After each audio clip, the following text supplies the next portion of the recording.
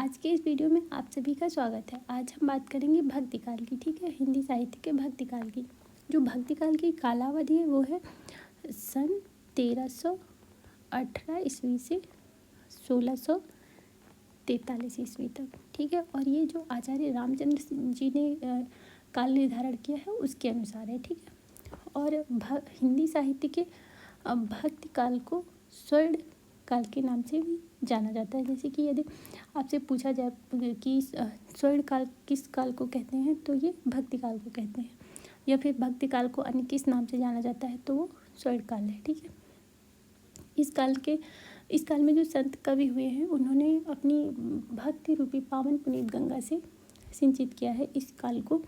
उससे आज भी हिंदी साहित्य के साथ साथ संपूर्ण समाज पल्लवित हो रहा है, यानी कि फल फूल रहा है। जैसे कि कबीर जी के दोहे तो हम सभी सुनते आए हैं, गोस्वामी तुलसीदास जी की रामायण, और मंझन, उस्मान कुतुबन, सूरदास, सब इसी भक्ति काल के ही महान कवि हैं। भक्ति काल को दो धाराओं में बांटा गया है, पहली निर्गुण भक्ति धारा और दूसरी सगुण भक्ति धारा। तो आज हम मुख्य रूप से निर्गुण भक्ति शाखा की बात करेंगे। ठीक है, और निर्गुण भक्ति शाखा जिस शाखा के भक्त कवि ने भगवान के निर्गुण अर्थात निराकार स्वरूप को मानकर उसकी आराधना पर बल दिया, वह भक्ति निर्गुण भक्ति शाखा कहलाई। ठीक है, वह भक्ति जैसे कि जिसमें परम ब्रह्म परमेश्वर किसी एक चीज़ को, ये नहीं कि भगवान ऐसे थे वैसे थे, भगवान को आकार में निर्धारित नहीं किया गया, निराकार ब्रह्म की आराधना की गई इस काल के कवियों के द्वारा। ठीक है, और निर्गुण भक्ति शाखा को भी दो भागों में बांटा गया है या विभाजित किया गया है। पहला ज्ञानाश्रयी शाखा, दूसरा प्रेमाश्रयी शाखा।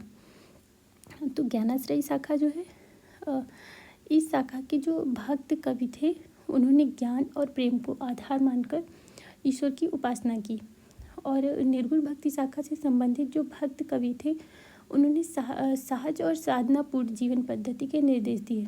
जैसे कि तीर्थ, व्रत, पूजा और घंटों मंदिर में बैठना या फिर रोज़ा, नमाज, इन सभी का खंडन किया गया इस काल के कवियों के द्वारा। मतलब ज्ञानाश्रयी जो शाखा के कवि थे, भक्त कवि थे, उनके द्वारा। जैसे कि हिंदी में ज्ञानाश्रयी शाखा के जो प्रमुख कवि हैं वो संत कबीर जी हैं, जो कि रामानंद के शिष्य थे। संत कबीर दास जी की जो रचना है उसे बीजक के नाम से जाना जाता है, और ये इनके शिष्यों के द्वारा लिखी गई है। और बीजक के 3 भाग हैं, साखी, सबद और रमैनी। ठीक है, जो कबीरदास जी ने अपने बारे में स्वयं कहा है, मसी कागद छुयो नहीं, कलम गयो नहीं हाथ। इससे यह स्पष्ट होता है कि ये जो रचना है, ये पद जो इन्होंने गाए, उनके पदों को संग्रहित करके इनके शिष्यों के द्वारा बीजक नाम से लिखा गया। ठीक है, और कबीरदास जी ने जो है भक्ति भावना में बाह्य आडंबर, तीर्थ, व्रत, रोजा, नमाज आदि का बहुत ही दृढ़ता से खंडन किया तथा ईश्वर को अद्वितीय ज्ञान और शुद्ध प्रेम से प्राप्त करने के संदेश दिए। ठीक है, इस धारा के अन्य संत कवि हैं कवि नानक, दादू, मलूकदास, रैदास आदि। ठीक है, और हमारी अगली है प्रेमाश्रयी शाखा, जो कि निर्गुण शाखा की ही दूसरी शाखा है। तो जो इस शाखा के काव्यों का प्रमुख विषय सामाजिक रूढ़ियों से मुक्त एवं सौंदर्य भाव से प्रेरित स्वच्छंद प्रेम तथा प्रगाढ़ प्रणय भावना से ईश्वर की आराधना करना।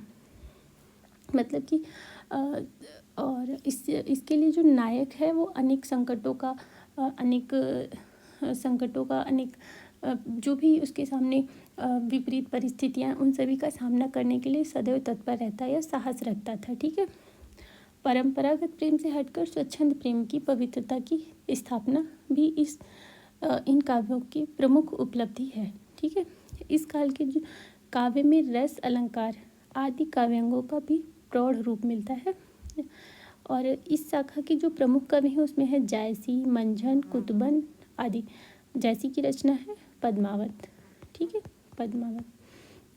और इस शाखा के जो कवियों की मुख्य भाषा है वो अवधी है, पर अनेक कवियों ने राजस्थानी, ब्रज और राजस्थानी मिश्रित ब्रज भाषा का भी प्रयोग किया है। ठीक है, और जो मंझन है इनकी रचना है मधुमालती। और होप्स आप लोग को वीडियो पसंद आया होगा। अगर पसंद आया तो प्लीज़ लाइक, कमेंट, शेयर करिए और चैनल को सब्सक्राइब करिए।